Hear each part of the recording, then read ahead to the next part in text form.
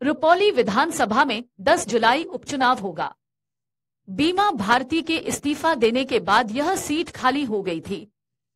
बीमा भारती ने सीएम नीतीश कुमार की पार्टी छोड़कर राजद में चली गई और पूर्णिया से लोकसभा चुनाव लड़ा। हालांकि इस चुनाव में उनकी जमानत तक जब्त हो गई थी। अब चर्चा है कि बीमा भारती राजद के टिकट पर विधानसभा लड़ने की तैयारी कर रही है। इधर भारत निर्वाचन आयोग ने रुपौली विधानसभा सीट पर उपचुनाव के लिए तारीखों की घोषणा कर दी है। 10 जुलाई को वहां मतदान होगा। बीमा भारती के इस्तीफे के कारण यह सीट खाली हुई थी। लोकसभा चुनाव के ठीक पहले बीमा भारती ने विधानसभा सदस्यता से त्यागपत्र दे दिया था, लेकिन लोकसभा चुनाव में भी उन्हें सफलता नहीं मिली। भारत निर्वाचन आयोग की ओर से रुपौली विधानसभा सीट पर उपचुनाव के लिए 14 जून को अधिसूचना जारी की जाएगी। 21 जून नामांकन दाखिल करने की अंतिम तिथि है, जबकि 24 जून को नामांकन पत्रों की जांच होगी। 26 जून तक नाम वापस लिए जाएंगे।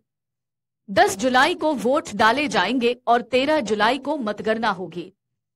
वर्ष 2020 के बिहार विधानसभा चुनाव में रुपौली सीट पर जदयू के टिकट पर बीमा भारती को जीत मिली थी। उन्होंने लोक जनशक्ति पार्टी के शंकर सिंह को 9,672 वोटों से हराया था। तीसरे स्थान पर महागठबंधन की ओर से सीपीआई प्रत्याशी विकास चंद्र मंडल रहे थे, लेकिन बीमा भारती ने लोकसभा चुनाव के पहले जेडीयू छोड़कर आरजेडी की सदस्यता ले ली। इसके साथ ही विधानसभा सदस्यता से इस्तीफा देकर पूर्णिया लोकसभा सीट से आरजेडी टिकट पर चुनाव लड़ा, लेकिन चुनाव में बीमा भारती को करारी हार का सामना करना पड़ा और वो तीसरे स्थान पर रही। लोकसभा चुनाव में निर्दलीय प्रत्याशी पप्पू यादव को जीत मिली, जबकि जदयू उम्मीदवार संतोष कुशवाहा दूसरे स्थान पर थे। रुपौली विधानसभा में 10 जुलाई उपचुनाव होगा। बीमा भारती के इस्तीफा देने के बाद यह सीट खाली हो गई थी। बीमा भारती ने सीएम नीतीश कुमार की पार्टी छोड़कर राजद में चली गई और पूर्णिया से लोकसभा चुनाव लड़ा। हालांकि इस चुनाव में उनकी जमानत तक जब्त हो गई थी। अब चर्चा है कि बीमा भारती राजद के टिकट पर विधानसभा लड़ने की तैयारी कर रही है।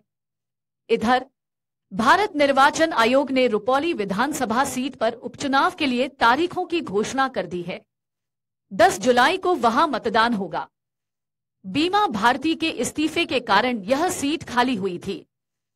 लोकसभा चुनाव के ठीक पहले बीमा भारती ने विधानसभा सदस्यता से त्यागपत्र दे दिया था, लेकिन लोकसभा चुनाव में भी उन्हें सफलता नहीं मिली। भारत निर्वाचन आयोग की ओर से रुपौली विधानसभा सीट पर उपचुनाव के लिए 14 जून को अधिसूचना जारी की जाएगी।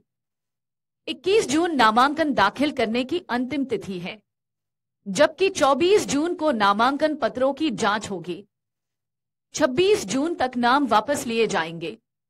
10 जुलाई को वोट डाले जाएंगे और 13 जुलाई को मतगणना होगी। अगर आप ये वीडियो YouTube पर देख रहे हैं तो हमारे चैनल को सब्सक्राइब करें और बेल आइकन को दबाना ना भूलें। अगर आप Facebook पर ये वीडियो देख रहे हैं तो हमारे पेज को लाइक करें।